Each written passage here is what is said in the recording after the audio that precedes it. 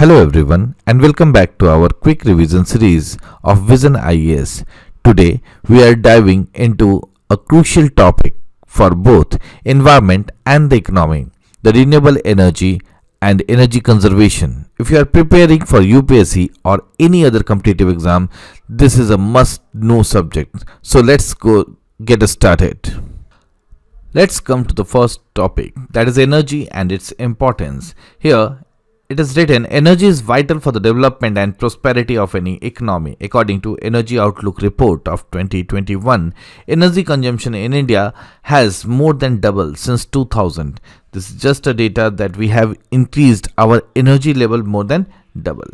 And it is always said, like, if you are consuming more energy, it means the country is more prosperous. So development and the consumption of energy can be directly correlated. This is the graph given about the distribution of primary energy consumption worldwide in 2022. What is the primary energy here? Okay, let's discuss primary energy in the next slide. Okay, first we will see some data what is given here. India, despite accounting for 18% of the world's population, uses only 6% of the world's primary energy. This is important because what I have told, the development means consumption of energy shows the development of the country also.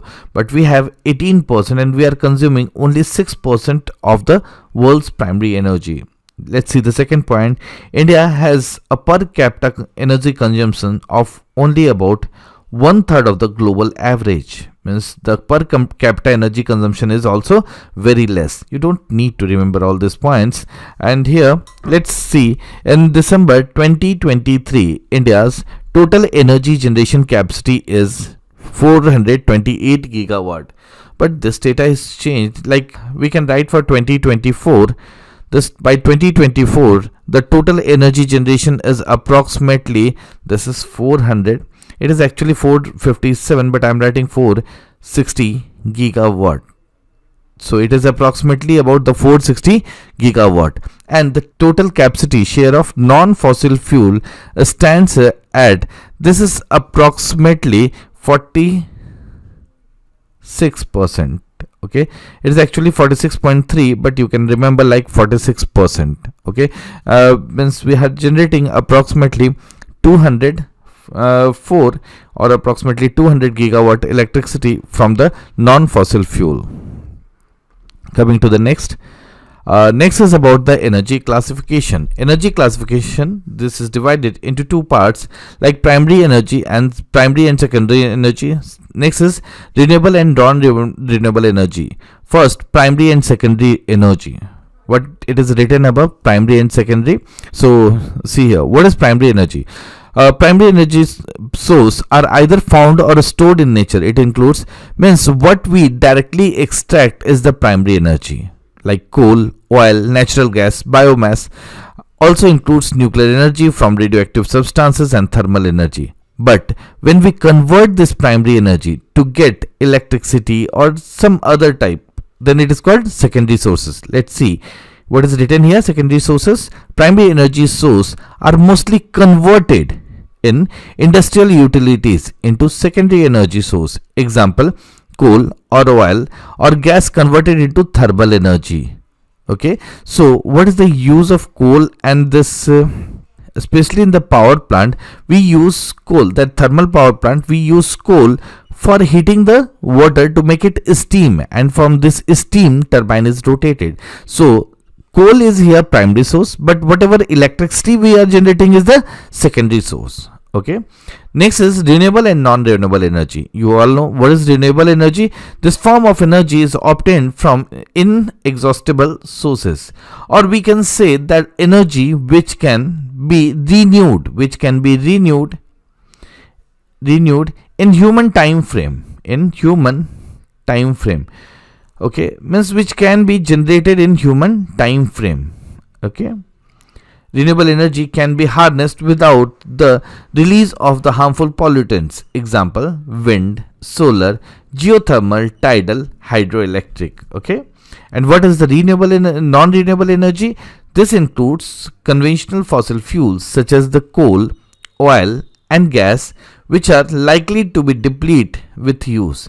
Means this source will deplete when we use it more. Okay. And there is one more concept about the conventional and non-conventional energy. Don't confuse conventional, means directly what we do, conventional, with the this non-renewable, and non-conventional with the renewable. This is general concept we use. Please don't do that. Okay, because conventional energy sources is, of course, these are in general non-renewable. But if you will take example of hydro comes in the conventional, but it is renewable. So there are exceptions. So don't directly mix with the renewable and non-renewable with the non-conventional and conventional. Okay, this is basic concept. Next is about total installed generation capacity. Okay, this is some old data. Just see this nuclear energy renewable without large hydro, it is given. Large hydro is separately given. Fossil fuel, this is coal, lignite, this gas and diesel what we are producing. And according to the Invest India, India is the third largest energy producer country. Also, India is ranked 4th globally in the renewable energy installation capacity. Okay. This is about the NDC, nationally determined contribution. India's this climate commitment in COP26 summit at Glasgow. Actually, this Panchamrit was given in this Glasgow summit. This was the first one, was reach 500 gigawatt of non-fossil fuel energy capacity by 2030. Second is meet 50% of its energy requirement from renewable source by 2030. Third is reduce projected carbon emission by 1 billion tons by 2030. Fourth is reduce the carbon intensity of the economy by 45% by 2030 compared to 2005 level. What is this carbon intensity of the economy? Actually, this carbon intensity refers to the amount of the carbon dioxide emission produced per unit of economic output. Means what economic output is there per unit, the amount of the carbon dioxide emission, that is called carbon intensity of the economy. Next is renewable energy and the steps taken to boost them. First is about the solar energy. India is the 4th largest solar energy producer globally. Actually, currently India is 3rd largest. This is not the 4th largest. India has surpassed Japan and become the 3rd largest solar energy producer globally. Solar energy can be indirectly and directly converted into electricity through the following two systems. There are actually two systems to use the solar energy. Okay, the first is solar thermal power system or concentrating solar power system, and second is solar photovoltaic. First is solar thermal power system or concentrating solar power system. In this, what we do, we actually concentrate the solar energy. This is like concave mirror.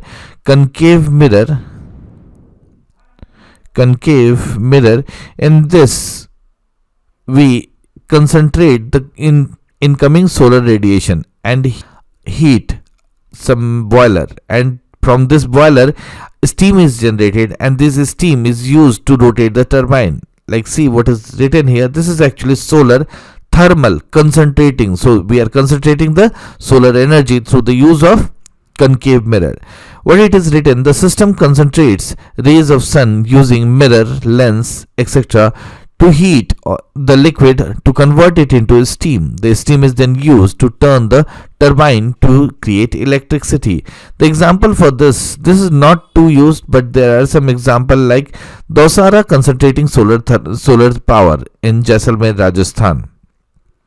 Okay, here this type of system is used. And another is solar photovoltaic. You all know about the solar photovoltaic, in which solar panels or solar plate is used, and the energy is generated. The energy generated is actually DC current, whereas in solar thermal concentrating system, what the energy generated is, electricity generated is AC current. In solar photovoltaic, it is generated as DC current, direct current. Okay, this system can directly convert the sunlight into the electrical energy through the use of photovoltaic cell. Solar power plant can be, there are two types it is talking about. First is about the land based and other is the floating on water. Okay, what it is written? First is here, solar power plant established on land, or you can take example of rooftop solar also. Rooftop solar also.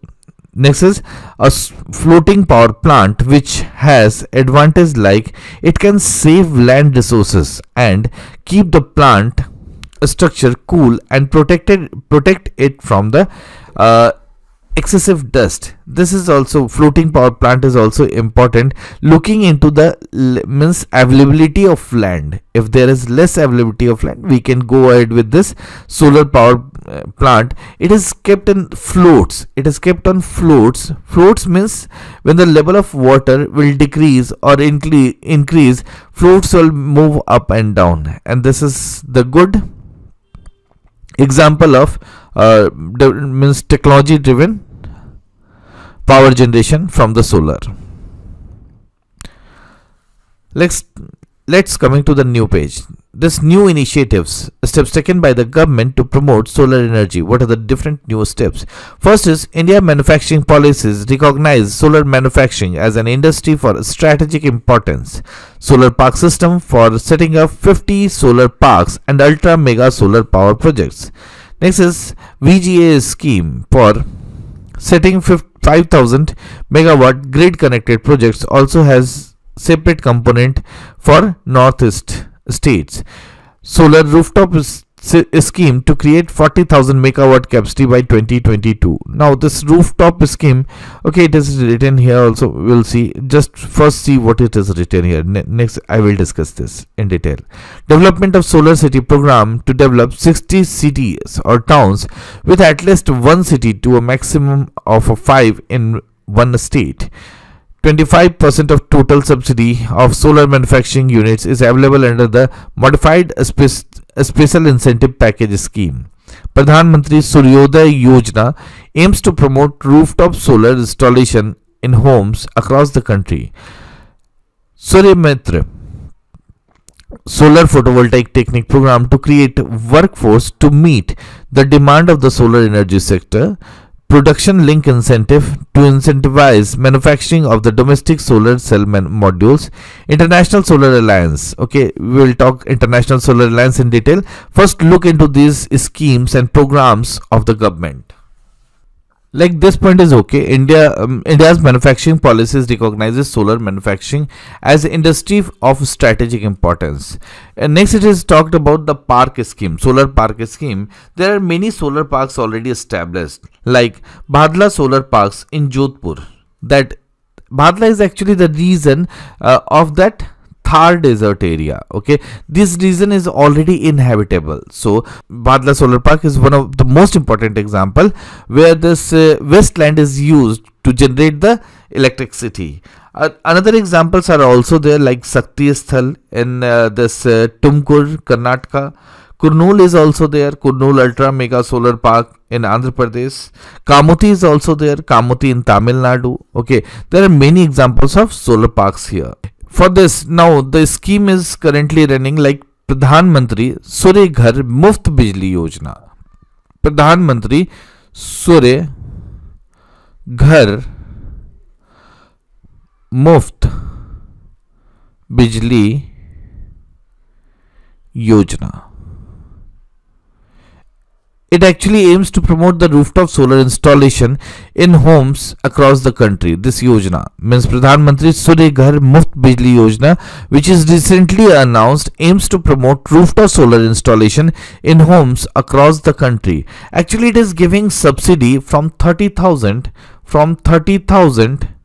to not 3, this is 30,000 to 78,000 per household to establish this rooftop solar. There are also other schemes also, like PM Janman JNMAN Janman In this PM Janman, this is actually for the tribal group habitation area, like difficult to connect with the grid. In that case, it is directly off-grid scheme for the this providing solar energy in the tribal areas. Next is International Solar Alliance. International Solar Alliance, which is launched by India and France in 2015 on the this sidelines of COP21 of UNFCCC. That is about the Paris Agreement.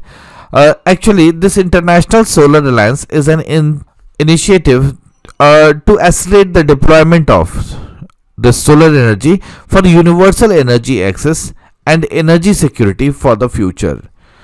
Okay, initially it was announced the tropic of means the country is coming between Tropic of Cancer and Tropic of Capricorn will be included. Later it was amended, like it was actually proposed by India to include the other countries also. So now the other countries can also join, and currently the members are approximately 120. 120 members are currently there. Its member is open to all membership of United Nations. Okay, it advocates the standardization of equipments to reduce the cost of manufacturing through the economic scale. The headquarters is at Gurugram, Haryana. This is also important. This is the only international alliance having headquarters in Gurugram, India, that is in Gurugram, Haryana. ISA has established 5 key programs of action. The first is a scaling up solar application for agriculture use. Means how can we use the agriculture, means solar energy in agriculture is defined here. One more scheme I should talked earlier, like PM Kusum is also there. This is for the means after looking agriculture, I'm telling you, like PM Kusum is also there, which looks into the solar pumps. Okay, means for the development of agriculture sector. Let's coming back to the topic. Next is the affordable finance at scale. Next is scaling up solar mini grids. Next is scaling up solar rooftop and scaling up solar e-mobility and storage. E-mobility and storage is also an important topic. This is means mobility we should see in detail also. Next, what is written? ISS Secretariat launched a solar technology application research center to support capacity building efforts in the ISA member countries. This is the good initiative. You should know this. The ISA Solar Award. This is Kalpana Chawla Solar Award to recognize solar scientists doing extraordinary work across the ISA member countries. If any country of this International Solar Alliance will do a extraordinary work, it will be means that will be provided with Kalpana Chawla Solar Award. This is good. Okay, coming to the next, green grids initiative. One sun, one world, one grid. This was actually proposed by India for one sun, one world, one grid. Actually, you understand with this one sun, one world, one grid. Just I'm telling you in this brief. Like in Earth, if you will see, if means if it is connected with the grid, if all over the Earth in means near the equator between the Tropic of Cancer and Tropic of Capricorn is connected in grid, in that case if there is night in one side, there will be day in other, and so energy will be generated and it can be provided to the back areas where there is night, even by the use of solar through the grid connection. So it is focused on that. Let's see.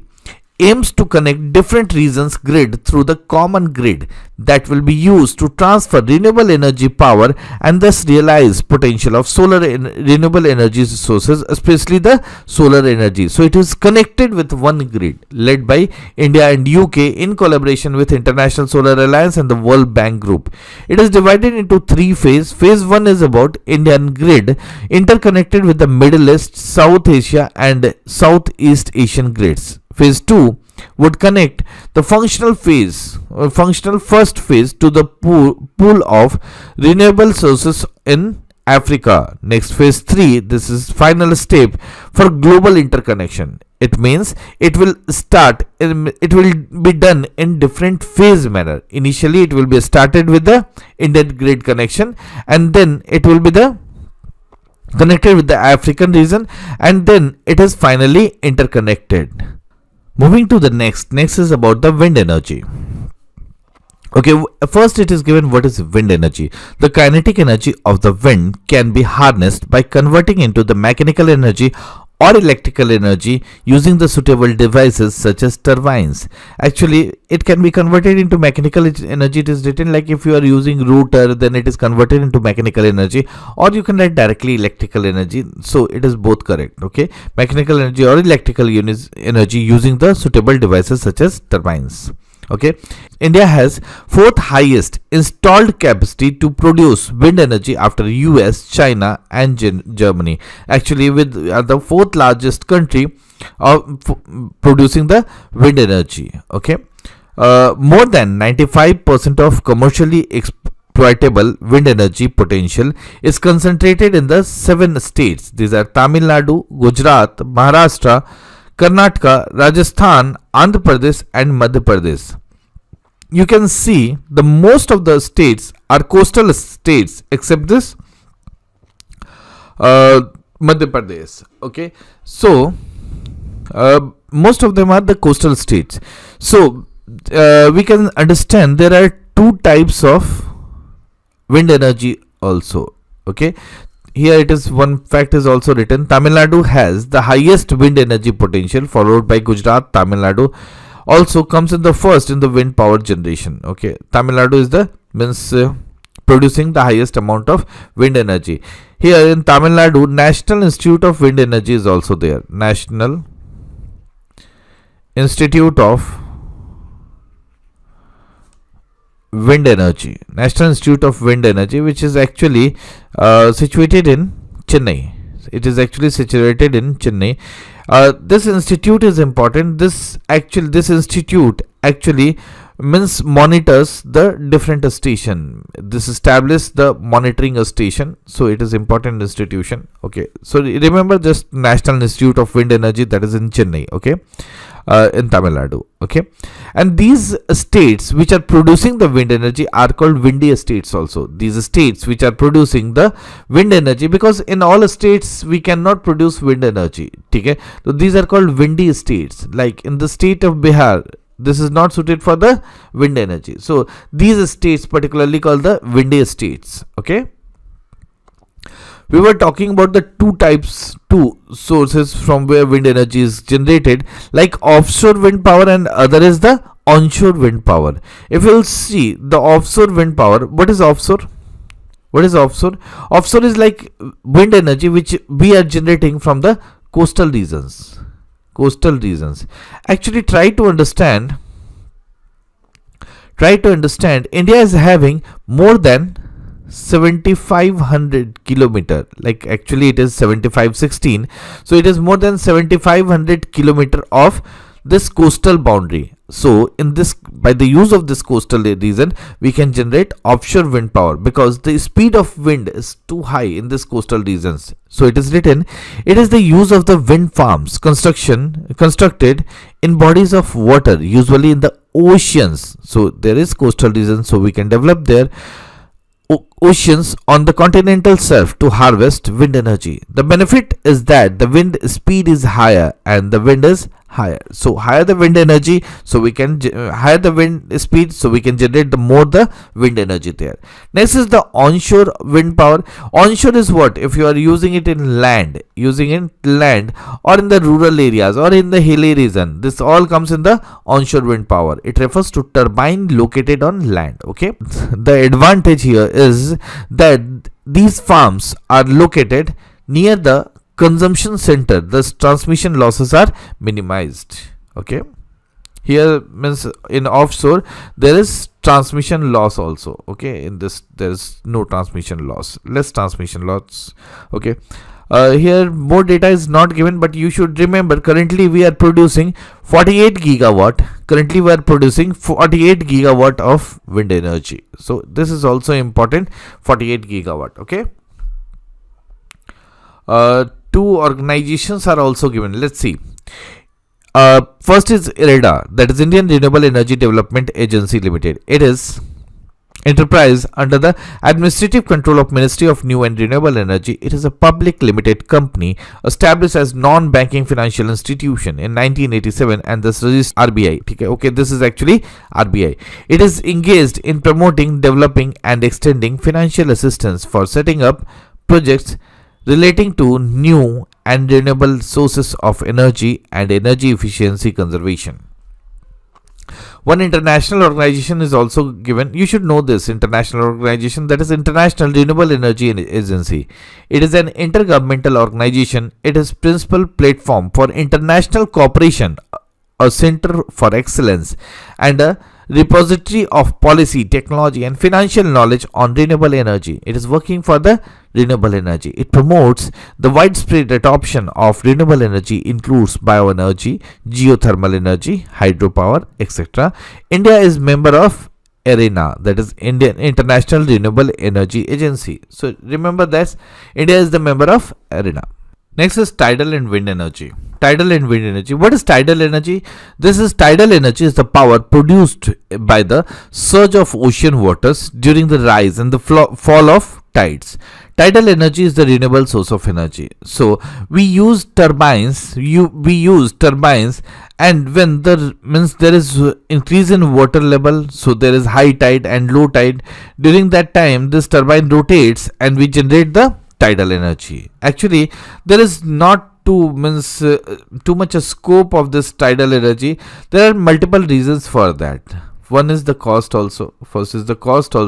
And other is technology is also not very well defined. Like from this technology, we don't generate too much amount. We cannot generate this too much amount of energy in the any location. There is defined location in which it can be generated. Okay, so let's see the estimate. Actually, you need to remember the sites which are given here. The estimated potential of tidal and the wave in power in India is 12,455 megawatts and 41,300 megawatt.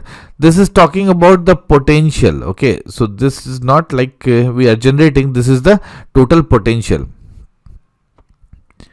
This includes about 7,000 megawatt in the Gulf of Khambat and Gujarat and 1,200 megawatt in Gulf of Kutch and 100 megawatts in the Gangetic Delta in the Sundarban region of West Bengal. So you need to remember these three areas. First is the Gulf of Cambay in Gujarat, Gulf of Kutch in Gujarat and this Gangetic Delta in Sundarban. Three regions are there from where we can generate this tidal energy. India has no policy on the tidal energy. Tidal energy cannot be presently harnessed on commercial basis due to the high capital cost. I already told you there is too high cost for this tidal energy. So these are given as potential to generate the tidal energy. Okay. Next, coming to the hydropower energy.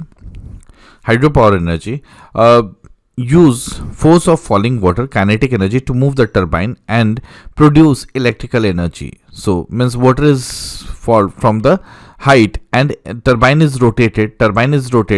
So this kinetic energy of falling this potential energy of water is converted into the kinetic energy of this turbine and electricity is generated. So it requires creation of dams, but not always. Natural waterfall can also be used. It is relatively cheap source of energy. Presently, hydropower, large and small hydropower, contributes 12.1% of India's total energy mix.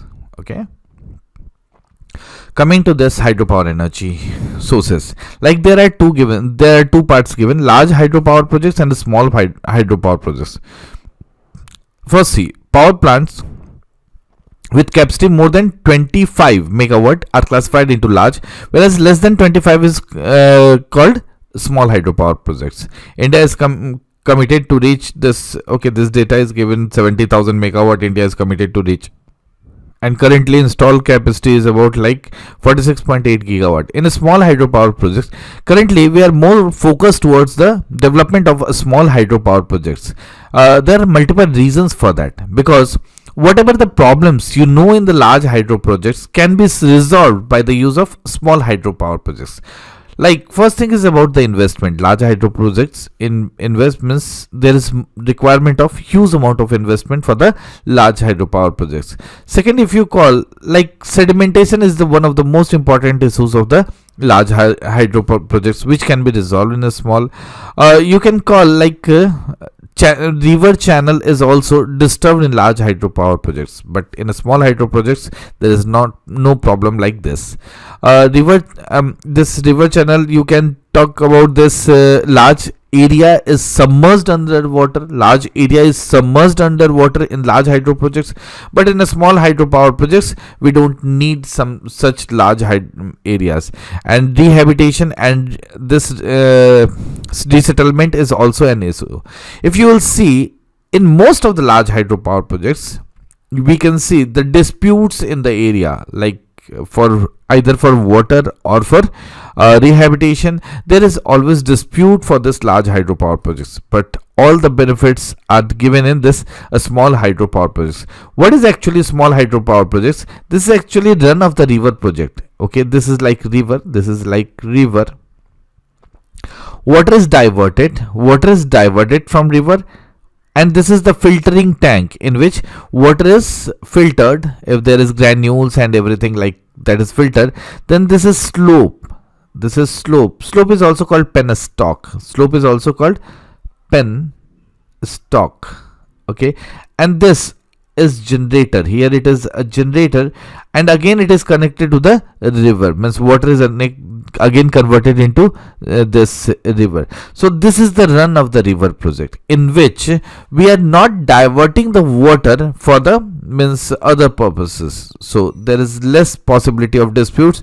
No such large landmass area is disturbed, like it is not submerged, so there is no possibility of such biodiversity loss or rehabilitation, whatever you call.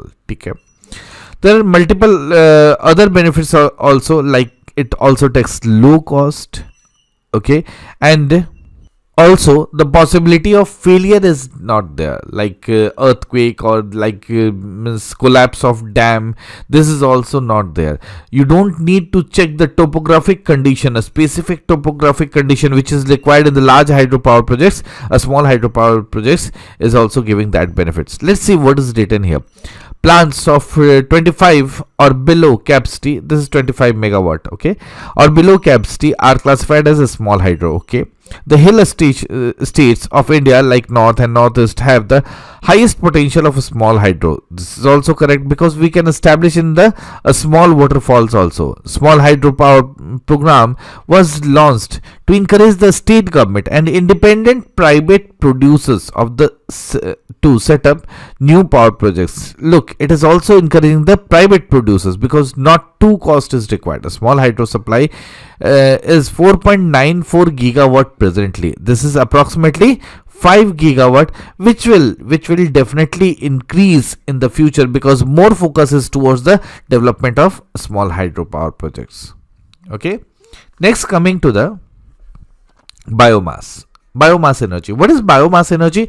Biomass or bioenergy refers to the use of organic material to produce energy. Biomass is a renewable energy resource derived from the plants and animal waste. Energy from the biomass is released on burning or breaking the chemical bonds of organic molecules formed during photosynthesis. Feedstocks in the organic material used to produce energy share in total energy generation is approximately 10.2 gigawatt, which is approximately the 2.5% of the total energy. Okay, biomass, you got it, that it is developed, means it is generated from the plant or animal waste. For energy generation, feedstock is converted using any of the following conversion process. It means there are many methods from which we can generate bioenergy. First is combustion. Feedstocks burn in presence of air to release heat, but it will create too much pollution, so we avoid to do the direct combustion. Next is gasification. The process of using heat plus pressure plus partial combustion to convert feedstock into the combustible gas mixed, called the syngas. That is, synthetic gas is also called syngas. So what is the formula for syngas? This is actually CO, carbon monoxide, plus N2. Okay, CO plus N2 is called syngas. So this gasification is good. Compared to this combustion, gasification is better method. Okay. Next is pyrolysis. What is pyrolysis? The process of heating feedstock at high temperature in absence of oxygen. If it is heated in absence of oxygen, what will happen? The feedstock here converted into three things. First is the liquid called bio-oil. Second is solid called biochar, and gas called syngas. This is one of the best method because all three can be used separately. Next, in all three, like combustion, gasification, and pyrolysis, will give them more energy. Next is anaerobic digester or biodigestion, a process where the bacteria breaks down the organic matter to create biogas. This is about the biogas plant. The remaining byproduct is called the digested. It makes a great fertilizer. So in the biogas plant, the gas is used for burning, biogas is used for cooking or anything, and this the waste material which is produced, this is used as a fertilizer. This is used as a fertilizer in the land areas. Okay. Next is fermentation. What is fermentation? Fermentation is the process of converting plant glucose into alcohol called ethanol using yeast. This should be YEAST. Okay, this is wrong. This should be yeast. YEAST. Okay, fermentation. What we will do with the production of ethanol? Ethanol will be then blended into the petrol or diesel to produce gasohol. Okay, next we will see about that gasohol. First thing, it is written like Ministry of New and Renewable Energy has launched the following schemes for the biogas plants. You should know the scheme. First is New National Biogas and Organic Manure Program to provide the clean cooking fuel for kitchen, lighting, and meeting other thermal and the small power needs of the dairy farmers, individual households. Next is second is Biogas Power Generation and Thermal Energy Application Program to promote biogas based decentralized renewable energy sources for power generation in the capacity range of 3 kilowatt to 250 kilowatt or thermal energy for heating, cooling applications for the biogas generator. This is not too much amount of energy, very less amount of, that is 3 kilowatt to 250 kilowatt energy generation. Okay. Next is galvanizing organic bioagro resources, gobar, galvanizing organic bioagro resources dhan scheme. It focuses on managing and converting cattle dung and solid waste to farm useful compost, biogas, and bio-CNG, and to keep village clean. It was launched under the Swachh Bharat Mission Gramin. This is important. You should remember the Gobar scheme. Next is biofuel. Here it is given about the biofuel and the generation of biofuels. First, biofuel. Biofuel is any fuel that derived from biomass, that is plant or algae material or animal waste. Okay, from anything, if you are generating the means any biomass, if you are generating the fuel, that is called biofuel. Since such feedstock material can be replenished readily, biofuels is considered to be the source of renewable energy. Okay, there are four classifications of the biofuels. Actually, this biofuel classification is also done in this National Fuel Policy. This is generation of biofuels: first generation, second generation, third generation, and fourth generation. We don't need to go in such detail. Just remember the first, second, third, fourth generation. What is the first generation? First generation in which the fuel is generated from food crops. Okay, crops like wheat, sugarcane, soybean, etc. can be used. This can be done through the fermentation or hydrolysis. Okay, leave it, because food crops, this is the first generation. This is not advisable as it can create the food security also. Food security issues can be also be developed. So moving to the next is the second generation. Second generation is from the non-food products. Either you can say non-food products, or it is from the wastage from the food products. Okay, this is better, one of the better options, so that wastage can be utilized to generate the energy. This is called second generation. Generation 3 is also good. This is derived from the algae and the other microbes. Okay, and what is the fourth generation? Fourth generation is about the genetically modified crops. We can generate this bioenergy, that is called the fourth generation. So remember just the generation 1 is about the food crops, generation 2 is about the non-food crops, generation 3 is about the algae and microbes, and generation 4 is about the genetically modified crops. Okay, moving to the next, this is the National Policy on the Biofuel 2018. This is one of the most important policy about creating the environment for biofuel. What it talks about? It talks about the mixing of, or addition of this 20% blending of ethanol in petrol, and 5% mixing of biodiesel in diesel by year 2025.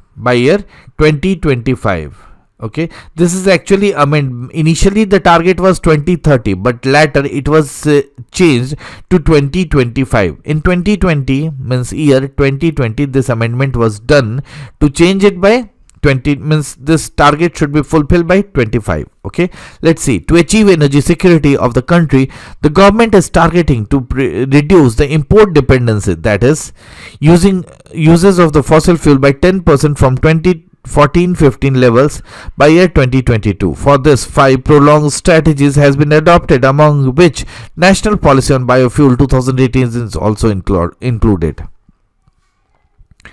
Here it is written, amended target to advance the ethanol blending target of 20% blending of ethanol in petrol by 2025-26. This is important. From 2030, this is wrong, not wrong, this is earlier target. Now it is changed to the 25-26. And as per policy, biofuels have been categorized in as follows. First is bioethanol. What is bioethanol? These are the fuels produced from the materials that have sugar, starch, cellulose, such as the sugarcane, corn, bagasse, respectively. What is bagasse? Bagasse is the waste generated from the sugarcane. The dry waste is generated is called bagasse, and the wet waste generated is called molasses. Okay, next is advanced biofuel, includes second generation ethanol, drop in fuel, algae based third generation biofuel, bio CNG, biomethanol, dimethyl ether. Next is bio CNG. These fuels are purified form of biogas produced from the agriculture, human generated, and the animal waste. Okay, means bio CNG is the what occurs in biogas. Biogas actually composed of methane plus carbon dioxide, but the amount of the carbon dioxide is too high. This is approximately 40 to 50%. But if we will reduce the amount of methane, this carbon dioxide, the amount of methane will be high. So what we do in bio CNG major constituent is methane, 95% of methane. So we remove carbon dioxide from biogas to produce it, to convert it into the bio CNG. Understood? Methane and carbon dioxide both is present in the biogas, but we reduce or eliminate this carbon dioxide component to get the more concentrated methane. That is called actually bio CNG. Okay, next is the biodiesel. It includes methyl or ethyl ester of fatty acids derived from non-edible vegetable oils, used cooking oil, animal fat, and the bio oil. This is also important, biodiesel. Next is drop in fuels.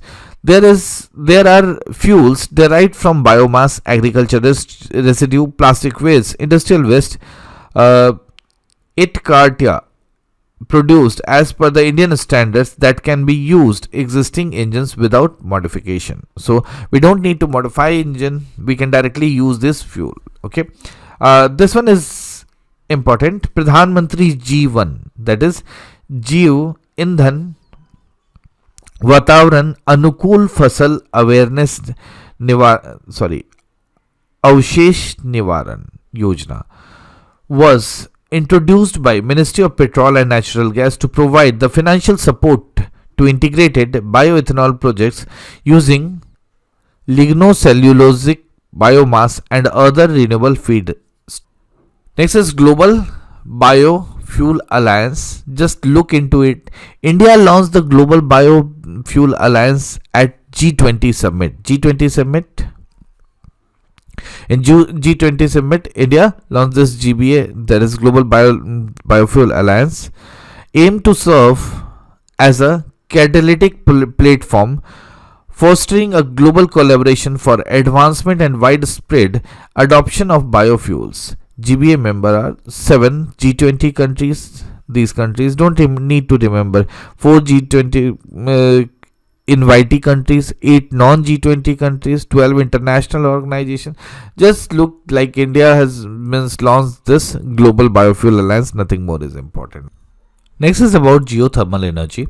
Geothermal energy is the heat that comes from the subsurface of Earth. To produce power from geothermal energy, wells are dug a mile deep into the underground reservoirs to access the steam and hot water there, which can be then used to drive turbine connected to the electricity generators.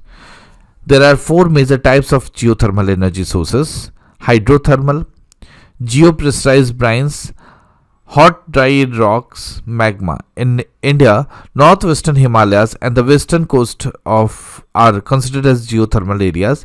Geological Survey of India has already identified more than 350 hot spring sites which can be explored as the area for tap geothermal energy. The estimated potential for geothermal energy in India is about 10,000 megawatt. Again, this is the potential. There are 7 geothermal provinces in India, that is Himalaya, Sohna, West Coast, Cambay, Son Narmada Tapi, Godavari and Mahananda. The Puga Valley in the Ladakh region is the most promising geothermal field. It is being used mainly for poultry farming, mushroom cultivation, Pashmina wool processing, all of which need high temperature.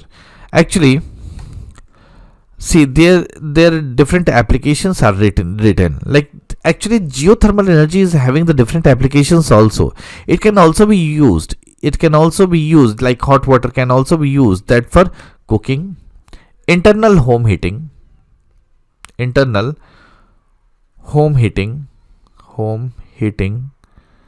greenhouse cultivation, etc. Actually, Geological Survey of India, this is written here. Geological Survey of India works for identifying this geothermal sites in India. There are many important sites. Like first is written here Puga Valley. Puga Valley in Ladakh, where already ONGC has started this digging well. In this Puga Valley, ONGC has started its well digging work. Okay. Again, there are some important areas also, like in Tatta Pani. Tatta Pani is actually in Chhattisgarh. Okay. And other are like Tapovan is also there. In Jammu Kashmir also there is Manikaran. You all know Manikaran in Himachal Pradesh. This is also one of the important site. So geothermal energy is having the good potential mainly in some limited areas, but it can be used for the different applications also. So it can be exploited. Next is hybrid renewable energy. What is hybrid renewable energy? What is the meaning of hybrid? If you are using more than one, then it's called hybrid. So in hybrid, like two different renewable energy sources are being used. See, it is usually comprised of two or more renewable energy sources combined in such a way so to provide an efficient system with appropriate energy conversion technology connected to feed power to local land or grid. Hybrid energy systems are still an emerging technology. Ministry of New and Renewable Energy finalized National Wind Solar Hybrid Policy. Why it is trying to give this hybrid energy? So that to ensure the electricity supply all over the day from the renewable energy. So if there will be less sunlight like in the evening and night, there is more wind there, so energy supply can be fulfilled. See what is written here. The main objective of policy is to provide framework for promotion of large grid connected wind power photovoltaic hybrid system for optimal and efficient utilization of transmission infrastructure and land, reducing the variability in renewable power generation and to achieve the better grid stability. Okay, so we don't need to, so this is connected with the grid. Policy also aims to encourage new technologies, methods and way out involving the combined operation of wind and solar photovoltaic plants. Next is about hydrogen energy. Hydrogen energy is also important. Actually, when hydrogen gas burns in air or in fuel cell, it combines with oxygen gas to produce non-polluting water vapor, and fuel cell directly converts hydrogen into electricity. So means this is actually non-polluting. If the hydrogen reacts with oxygen, it will form water vapor which is not polluting. See what different points are given here. Like hydrogen can be produced from a variety of domestic resources such as the natural gas, nuclear power, biomass, renewable energy. These are general points. You can see hydrogen is an energy carrier that can be used to store, move and deliver energy produced from other sources. Hydrogen can produce through natural gas reforming. Actually, there are two methods of producing hydrogen. One is this steam reforming and other is this electrolysis. Okay, we will see later. Here see, this is important. This is about the types of hydrogen depending on the process of extraction. So there are different color coding for this, like green hydrogen, blue hydrogen and gray hydrogen. The most important here is the green hydrogen. Don't go with means the produced hydrogen is always same. So what is this color, green, blue or gray? This is about the source. This is about the source from it is which is this generated. Like in green hydrogen, if hydrogen is produced through electrolysis and the energy used for electrolysis is renewable, then we call it green hydrogen. See, it is derived by electrolysis of water, separating the hydrogen atom within it from oxygen using the renewable energy such as wind, solar or hydro that eliminates emission during processes. So what is green hydrogen? The hydrogen, when it is produced by the use of means the energy used is from the renewable, then it's called green hydrogen. This is just an electrolysis process. But the energy for the electrolysis is given by the renewable energy source. What is blue hydrogen here? Blue hydrogen is produced from natural gas through the process of steam methane reforming. Okay, this is produced, blue hydrogen is produced from natural gas, so it is called like blue hydrogen. What is gray hydrogen? If we are using the fossil fuel for the production of hydrogen, then it is called gray hydrogen. So best class is green hydrogen, then you can call it blue hydrogen, and the most polluting for the environment means the generation is polluting. Generation of hydrogen, process of generation of hydrogen is polluting for the gray hydrogen. Okay, there are some initiatives taken by the hydrogen energy. The first is National Green Hydrogen Mission. National Green Hydrogen Mission is important. Actually, this National Green Hydrogen Mission was actually announced to produce carbon free fuel from the renewable sources and to establish India a global hub of the production as well as export of this green hydrogen. Okay, see what is written here: aim to make India global hub for processing, producing, utilizing and exporting green hydrogen. Expected mission outcome by 2030: green hydrogen production capacity of at least 5 this metric million ton per annum. Don't need to remember all these points, okay? Just simply remember this is to establish India a global hub for production as well as export of the green hydrogen. It actually tries to make India this self-reliance in energy. Main problem with the hydrogen energy that we are in the initial phase, like it is said, like if we will dependent on this hydrogen and we will able to produce what we want, we will energy independent and we don't need to use the fossils also. So it is going to replace everything if it is generated means in cost effective, that is called economic situation, and in future with the safety. What are the other things given? Like hydrogen for the heritage scheme. Indian Railway has envisaged run 35 hydrogen trains and retrofitment of hydrogen fuel cell on existing diesel electric multiple unit. Incentive scheme for production of green ammonia and green hydrogen to maximize the production, enhance cost competitiveness and encourage the large scale utilization of green ammonia and green hydrogen. India inaugurates India's first green hydrogen plant in a stainless steel sector located at Jindal Stainless Limited, Hisar. This is good. India inaugurated for India's first green hydrogen plant in a stainless steel sector located in the Jindal Stainless Limited, Hisar. In future, we will use this hydrogen, like green hydrogen, for the different purpose, and our energy security can be maintained by this. Next is the fuel cell technology. A fuel cell uses the chemical energy of hydrogen or other fuels to cleanly and efficiently produce electricity. If hydrogen is the fuel, the only products are electricity, water and heat.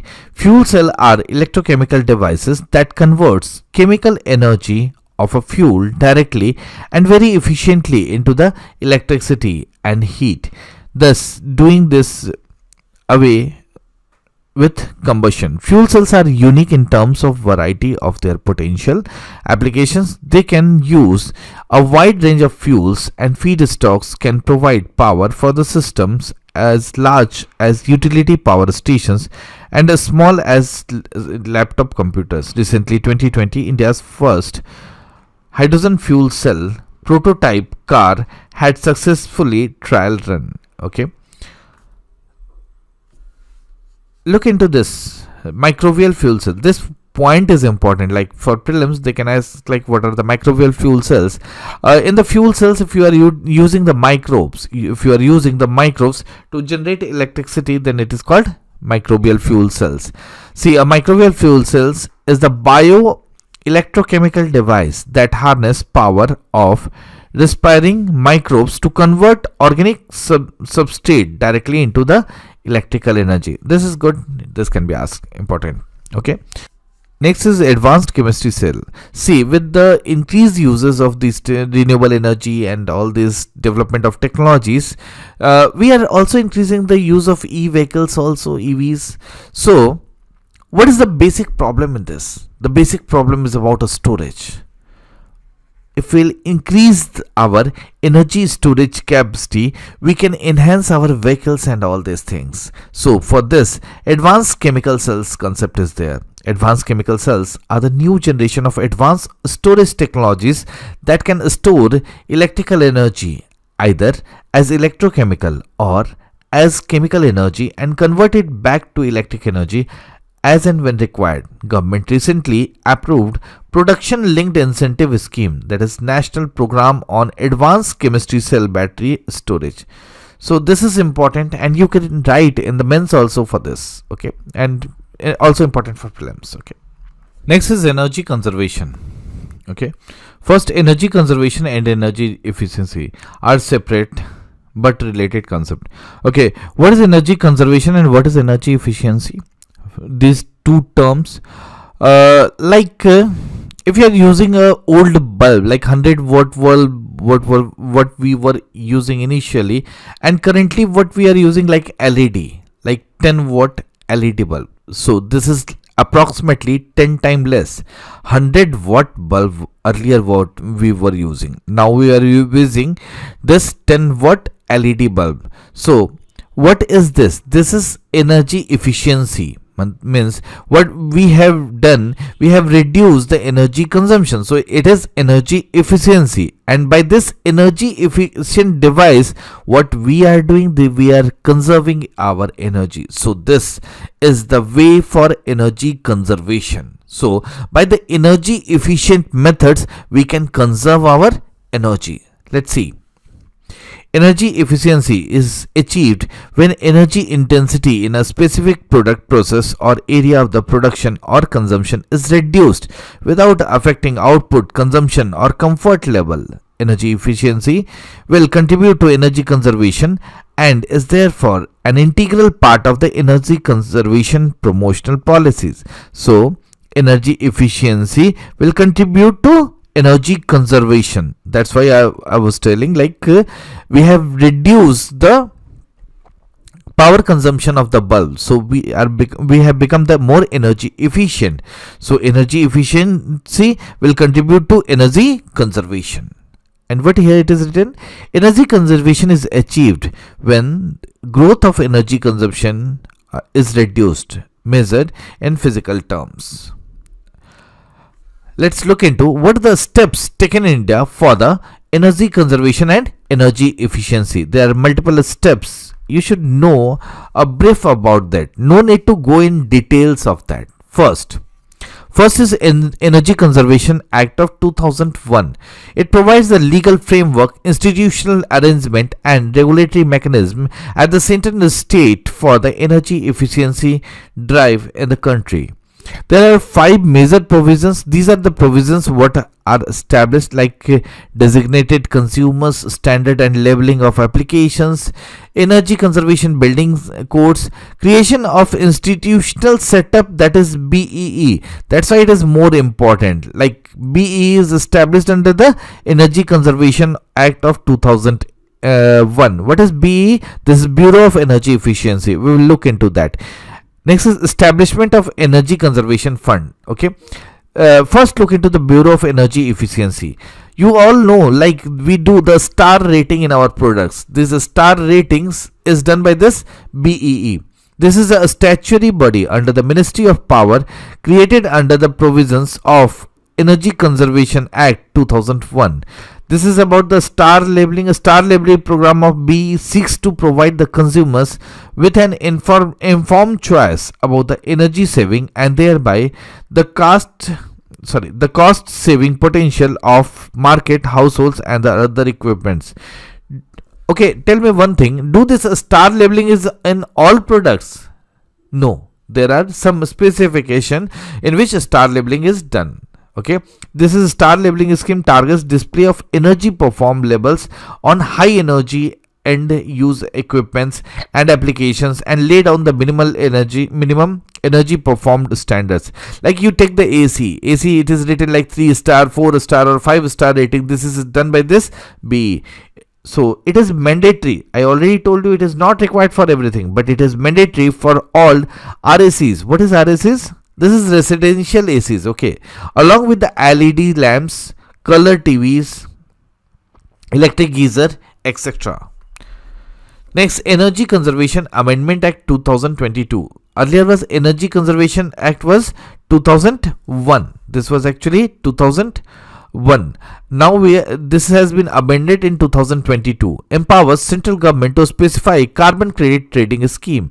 So more environmental approach has been taken. Government empowers to set requirements for designated consumers to meet a minimum share of energy consumption from non-fossil sources like the green hydrogen, green ammonia, etc. Failure to meet the obligation will be the punishable with a penalty. Energy conservation and sustainable building codes. So buildings are also rated like it is energy conserving or not, to replace the energy conservation code for the building. Also applicable to office and residential buildings meeting the certain criteria. So more energy efficient buildings we can say is means for on development of that.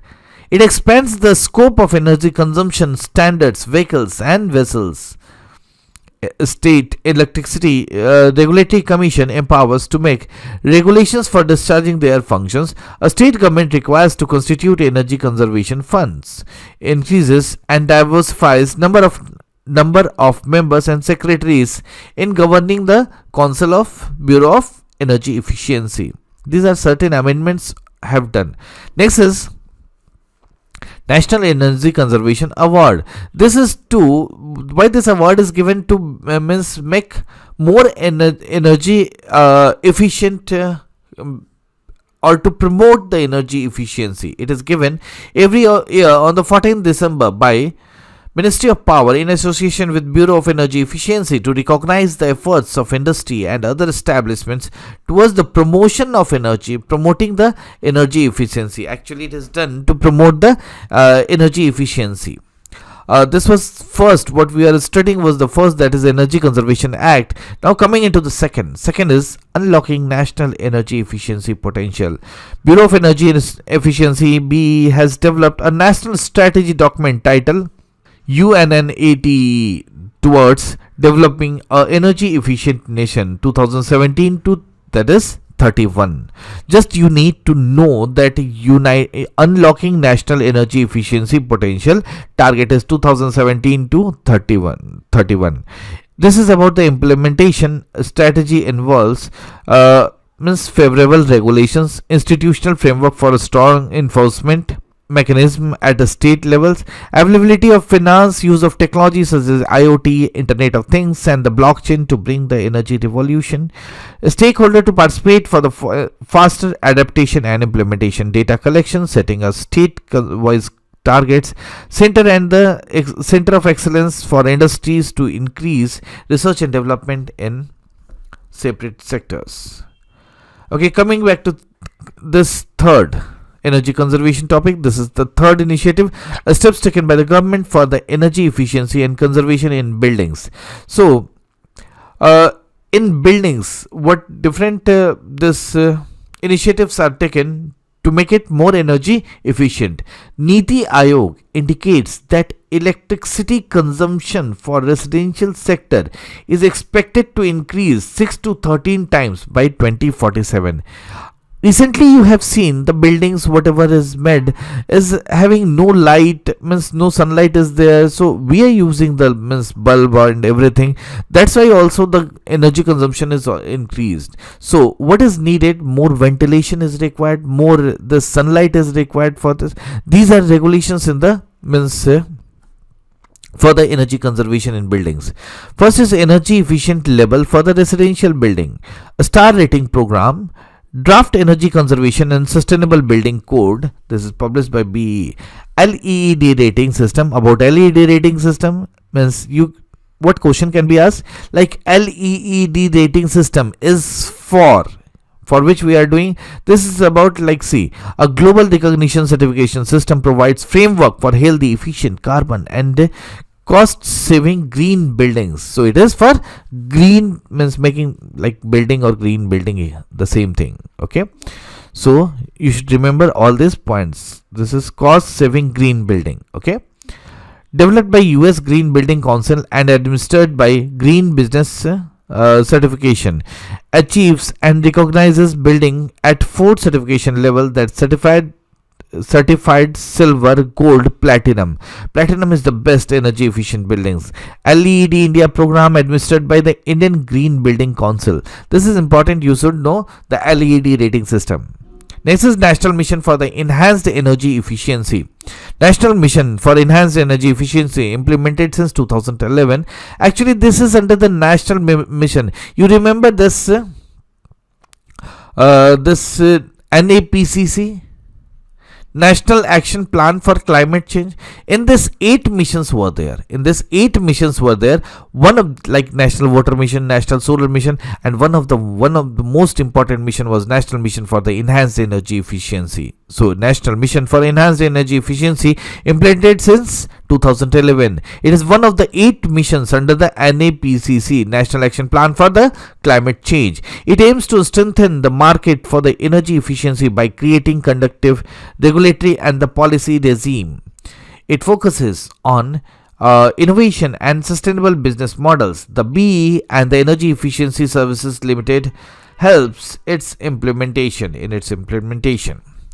It constitutes of the 4 initiatives like perform, achieve, and trade scheme, market transformation of energy efficiency finance platform, and framework for energy efficient economic development. Coming to the 5th initiative, this is energy efficient and transport sector. It is written about the transport sector. We all know like transport sector is one of the major consumer of energy. The sector accounts for 18% of total energy consumption in India. This translates to estimate 94 million tons. No need to remember all this, but just you should know 18% of the total energy consumption is done in this transport sector. Not even 18%, you should remember approximately 20%. It is enough to remember. The OPEC Plus arrangement has recently decided to cut the crude oil production during 2020 to 22.